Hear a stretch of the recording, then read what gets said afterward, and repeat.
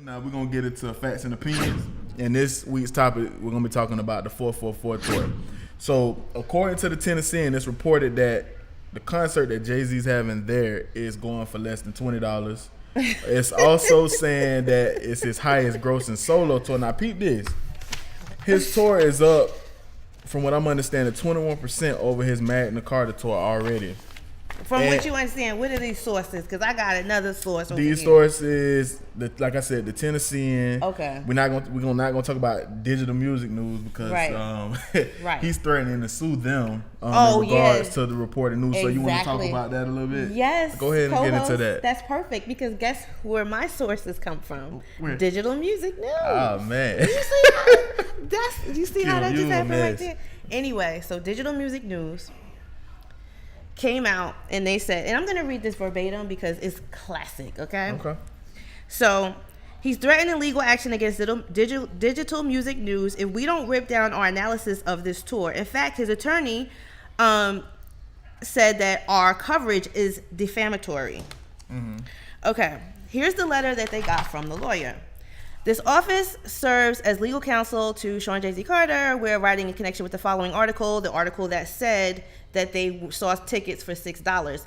And then they said the headline and the content of this article is false. I'm attaching a link from the Billboard magazine, which contains more accurate facts regarding the tour. Doesn't it sound familiar? Someone else I know does stuff like this. Mm-hmm. Okay. We demand that you correct your story both in tone and in content immediately. We trust that now you have correct facts, you will not allow your errors to continue. Blah, blah, blah. Please forgive any typographical errors in this information, is this email, blah, blah, blah, blah, blah, blah, blah. Okay, and then they pulled out all these receipts on this ass, okay? So the ticket was available on StubHub for guess how much? Was it $6? Yeah. And they pulled out all these receipts. We'll show it on the show. I'll give this to Jay Black. And they showed all these receipts saying that that's what happened.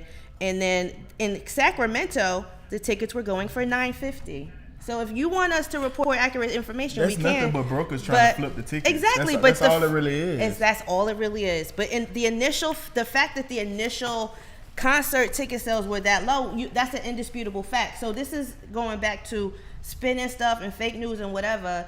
Like, you told these people not to spend their money on foolishness, right? We saw you, we saw your wife, then we saw you and your wife, then we saw, enough. People probably didn't want to buy the tickets initially, or they might have said, well, what if they cancel it? Da-da-da. People have their reasons for, prolonging buying tickets. So all that time, these tickets are floating around in the market for cheap. I mean, why is that? I mean, people are gonna go see you anyway. I don't understand what the big deal is. Because it's all about look. It's all about creating an image. It's already his highest grossing tour. You know what I mean? He's gonna make his money at the Honda Center alone. He's making 49% more than what he did on the Magna Carta tour. So that's better? It's a lot better. But, I mean, it also depends on, this is the thing. I mean, you could get data from anywhere and you could put in your timelines and you can make it say what you want it to say. Mm-hmm. You know what I mean? But the fact that you went out of your way and say you threatened to sue somebody because they said that, if it wasn't true, why would you go through all of that? People are maybe, the fact that this album is more of grown and whatever, I don't know if people were as receptive to seeing that being performed live. The show it might have been pretty boring, or I don't know. No, he still got it. Now I saw some clips. He still got it. As far as entertaining wise. I mean, when you got people jumping around. If you go to Red and Method Man, they do crowd surfing. They be dancing. They really put on a show for a live show.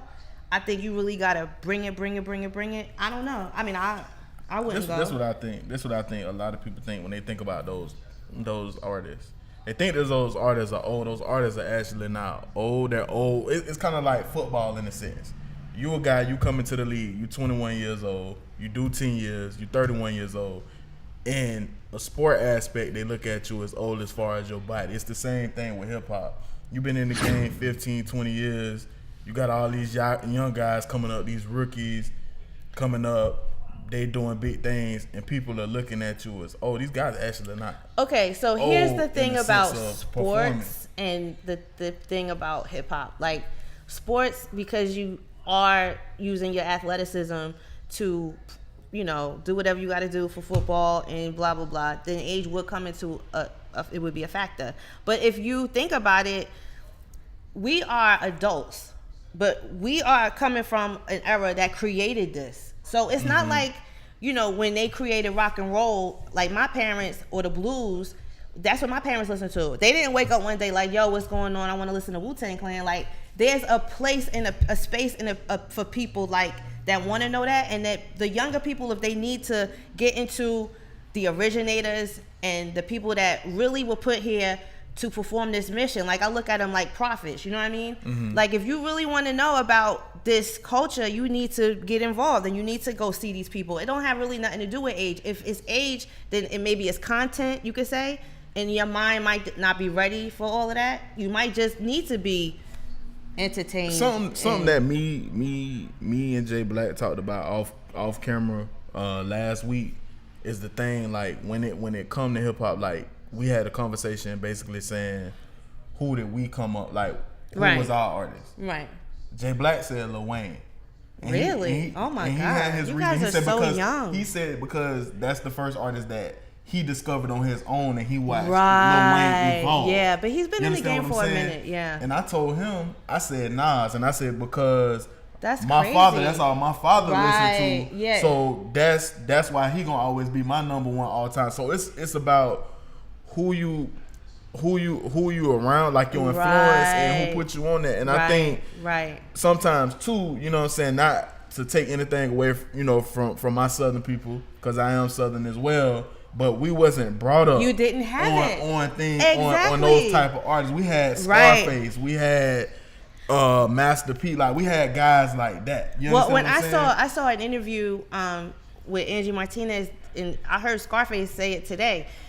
He was like, I'm from Houston. We didn't have that. Like it was, it just wasn't there.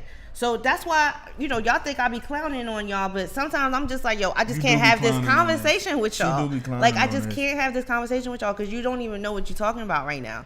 So he like, it's like we come into terms with a lot of stuff in the culture. You know what I mean? Mm-hmm. And for you to even say that, like Jay Black, Lil Wayne, that was the person that you first got into on your own. That's what I was saying, because I respect the Tupacs and I respect the Biggies. I like Biggie. But they were forced on you because that was like, but for your own. On my own, I picked up Wayne. I feel like a lot of people in our generation, like they respect them older people, but we like force feed them to you. Exactly. Because how do you know who you would have liked? Because there was a million.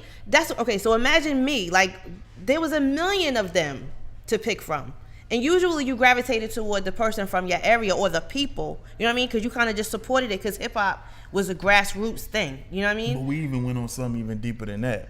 We was talking about our top producers, and I think I shocked everybody in the room when I said I think it's a tie between, to me, DJ Premier and Dr. Dre.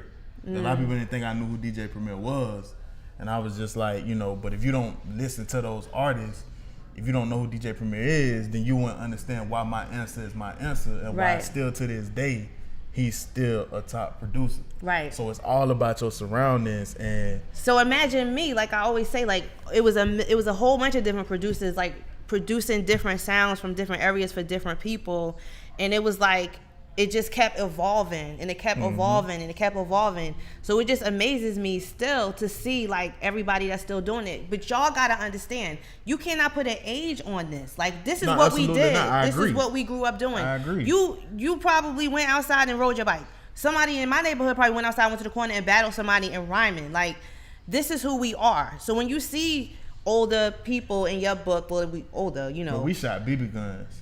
Well, we in the South. We shot cans and shit. We did whatever. y'all rode dirt bikes and stuff.